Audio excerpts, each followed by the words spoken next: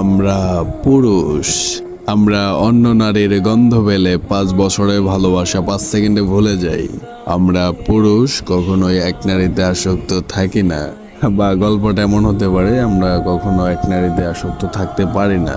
এটা আমাদের পুরুষ জাতির দোষ। আচ্ছা, তোমরা কি করো বোন?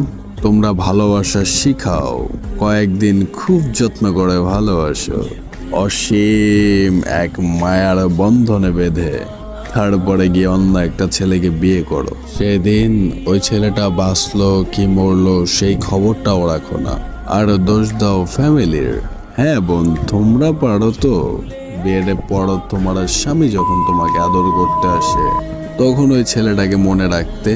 তোমরা পারো তো এক পুরুষে আসক্ত থাকতে। তোমরা যারা এক নারীতে আসক্ত ছেলের গল্প শুনতে চাও, তাহলে আমার আইডির প্রত্যেকটা